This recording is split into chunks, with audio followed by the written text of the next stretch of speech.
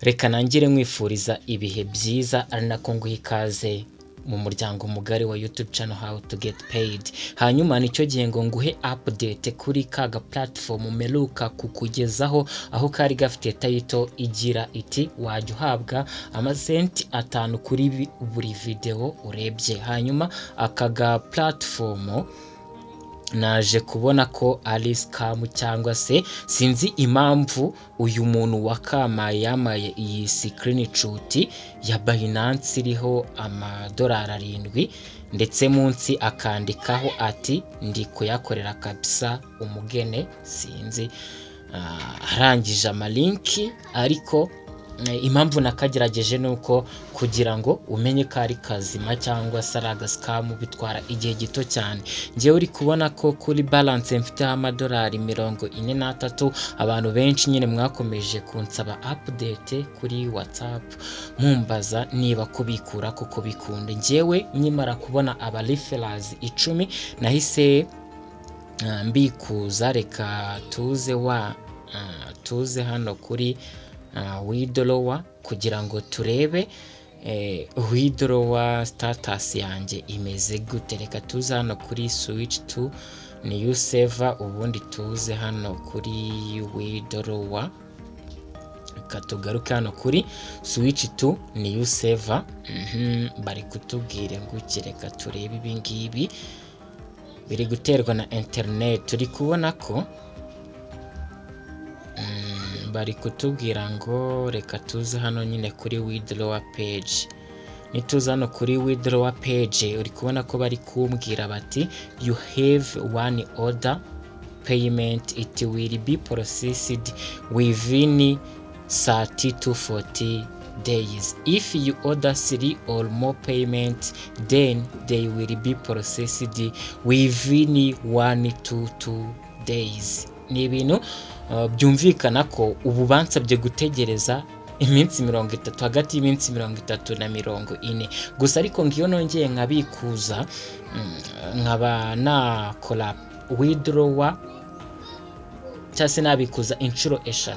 Yego naka applying for withdraw inshuro 3 cyangwa zirenze ngo byo bikorwa hagati y'umunsi umwe cyangwa 2. Ibi ngibi nabyo kwaba ari kwagutakaza umwanya. Kumwe nari navuze ni ngewe iyi platform impamvu nayigerageje nuko kugira ngo umenye ko ari nzima cyangwa ari fake ntago bitwara igihe kirekire. Rero uri kubona ko hano icyo bagerageza gukora nukongera cya gihe noneho bati kora wongera ubikuze wongera ubikuze ubugira 3 cyangwa uburuta 3 nibwo payment yawe ihita ikugeraho ako kanya. Ibi ngibi rero ni ibimenyetso bya scam. Ikindi kimenyetso cyerekana ibimenyetso bya scam, reka tuza hano kuri referrals. Iyo ukopiye iyi referral link yawe, ngewe uri kubona ko hari uburyo bambwiye bati any cheating of referrals is strictly prohibited. Ego ni ukuvuga ko aba ni abantu natumiyemo ariko nyine nigeze kujya kuri iyi website nkoresheje referral link yanjye bahita bansaba gukora sign up kiramo cyase login kiramo nimero yanjye bisanzwe mpita mbona iyo account iriho 0 aribwo bahise bambwira bati nyine any cheating of referrals is strictly prohibited. No kuvuga ngo wasanga ariyo mpamvu nabikuje bikanga ariko nkeka ko nabyo ntago byaba ari fair. Bishatse kuvuga ko igihe cyose waba ukiri kugerageza wajya ukoresha referral link naguhaye uri kujya muri account yawe. Hanyuma twongeye tukabikuza sinzi ko byakunda. Baratubwira ngo some of your referrals are not active, you must invite 10 real and active referrals. They must work on the website and order payment. Nuvuga ngo kugira ngo aba referrals bawe babe active nuko nyine baba bari kuri website bakora ndetse nabo bakabikuza nyine. Nukuvuga ngo niba kubikuza badusaba kugura iriya SSL key cyase tugatumira abantu 10 abo bantu watumiye nabo byanze bikunze babe active ndetse bagure ya SSL key kugira nawe nyine wemererwe kuba wabikuza. Ntabwo rero ibingibi byaba ari ugutakaza umwanya nk'izindi platform zose nagiye ndeba zivuga ko wakora amafaranga ureba video nyine.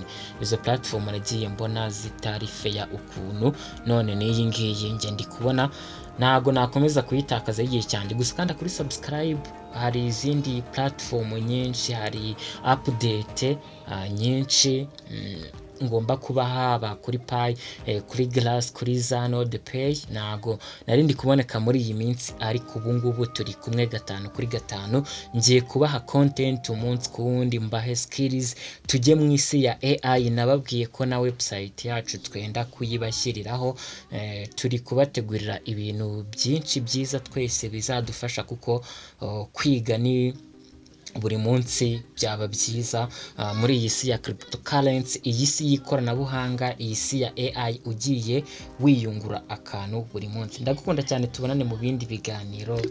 Bye bye.